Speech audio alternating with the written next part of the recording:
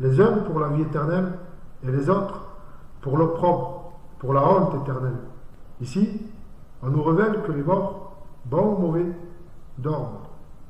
Les bons se réveilleront pour la vie éternelle et les autres pour l'opprobre, pour la honte éternelle.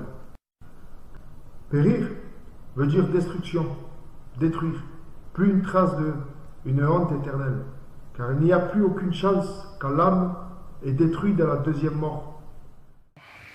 Nous avons tous regardé cette courte vidéo dans laquelle il a pris un passage dans le livre de Daniel, Daniel au chapitre 12 au verset 2. Donc après avoir récité le verset 2, il nous dira, certains auront la vie éternelle, donc les justes auront la vie éternelle, et les autres l'opprobre, la honte éternelle. Vous l'avez écouté, donc je vais découper la vidéo, car elle était un peu plus longue. Donc allez-y regarder sa vidéo entièrement.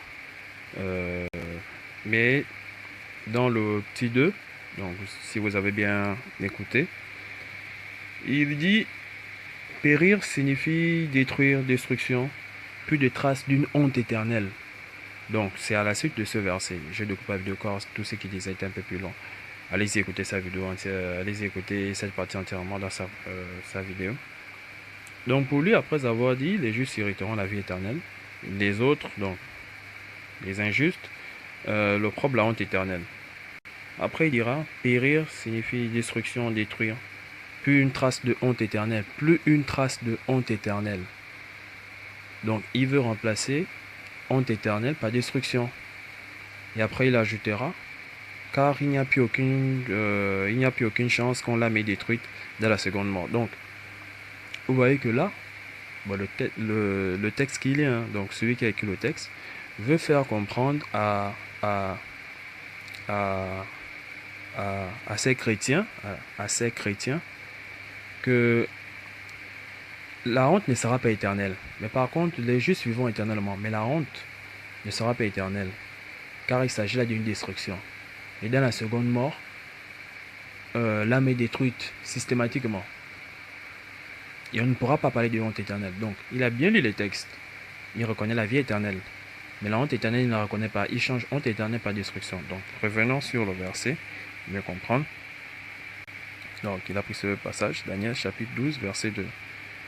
Plusieurs de ceux qui dorment dans la poussière de la terre se réveilleront, les uns pour la vie éternelle, et les autres pour l'opprobre, pour la honte éternelle. Donc, après avoir lu ce passage, il dira après, pour la honte éternelle, là, il s'agit, bon, j'essaie un peu de dire ce qu'il a voulu, car je sais que beaucoup n'ont pas compris. Allez-y regarder sa vidéo. Pour la honte éternelle, il s'agit d'une destruction. La honte, là, elle n'est pas éternelle, il s'agit d'une destruction. Mais pour les uns qui hériteront la vie éternelle, là, non, ça, c'est bon, ils vivront éternellement. Mais s'agissant de, pour la honte éternelle, là, il s'agit de destruction. Donc, remplacer honte éternelle par destruction. Car il n'y a plus aucune chance lorsque l'âme est détruite dans la seconde mort. Donc, ce qu'il vous faire comprendre, c'est que c'est écrit honte éternelle, mais on peut remplacer honte éternelle par destruction. C'est ce qu'il veut vous dire. Donc, vous voyez que non seulement il interprète mal les Écritures, et deuxièmement, il veut changer les Écritures. Il veut changer les Écritures. Donc, s'ils ont assez de moyens, ils vont écrire une Bible, en fait, pour leur mouvement. Et s'ils ont assez de moyens, hein, ils vont écrire une Bible pour leur mouvement. Et dans ce verset, on ne lira pas pour la honte éternelle. On lira plutôt après les uns pour la vie éternelle et les autres pour la destruction. S'ils font leur Bible, c'est ça, au fait, c'est ce mot qu'ils vont remplacer par, et les autres pour l'opprobre, pour la destruction. Ils ne vont plus laisser pour la honte éternelle. Donc, allez regarder sa vidéo entièrement. J'ai découpé pour vous montrer cette tentative de changer les versets. Donc, analysons encore bien. Plusieurs de ceux qui dorment de la poussière de la terre se réveilleront. Donc tous, que ce soit les bons, que ce soit les mauvais. Les uns pour la vie éternelle et les autres pour l'opprobre, pour la honte éternelle. Donc il reconnaît que les justes hériteront la vie éternelle, ils vivront éternellement. Mais là, pour la honte éternelle, il veut faire croire, bon, celui qui a écrit, hein, parce que lui, il faut c'est qu'il lit, mais lui aussi, il a cru, car il lit un texte, donc c'est que il croit à ce qu'il lit. Donc, pour la honte éternelle. Et il change honte éternelle par destruction, car il n'y a plus aucune chance pour, lorsque l'âme est détruite dans la seconde mort. Frère et sœurs, on ne peut pas s'opposer aux Écritures avec, je n'ai pas le mot, mais on ne peut pas s'opposer aux Écritures de cette manière. Non seulement les versets, ils n'arrivent pas à interpréter les versets, ils n'arrivent pas bien à interpréter les versets. Deuxièmement, il veut encore, au fait, abrutir, hein? Ça abrutir les membres de sa congrégation. C'est écrit honte éternelle. Non, mais il vous dit, non, honte éternelle, c'est la destruction. Car dans la seconde mort, l'âme est détruite. Donc on ne pourra pas parler de honte éternelle. Les textes sont assez clairs. Non seulement il refuse le lieu de tourment, mais il refuse encore la honte éternelle. Donc pour lui, il veut faire croire aux membres de sa congrégation que cette honte n'est pas éternelle. Frères et sœurs, c'est là. Mais regardons ce qui est dit dans le verset 3. Dans le verset 3, ceux qui auront été intelligents, donc les justes, brilleront comme la splendeur du ciel. Et ceux qui auront enseigné la justice à la multitude brilleront comme les étoiles, à toujours et à perpétuité. Donc il ne refuse pas, que les justes hériteront la vie éternelle. Non, cette vie-là, elle est éternelle. Mais lorsqu'on parle de honte éternelle, il remplace honte éternelle par destruction. Donc, frères et sœurs, nous savons que ces textes ne sont pas à lui.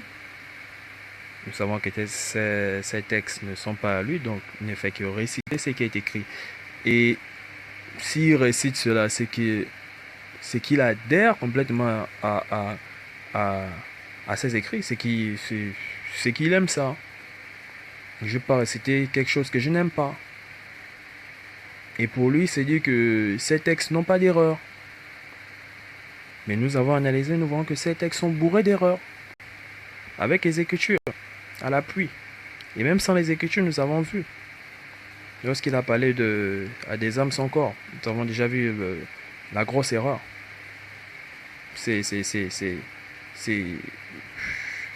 Nous avons vu.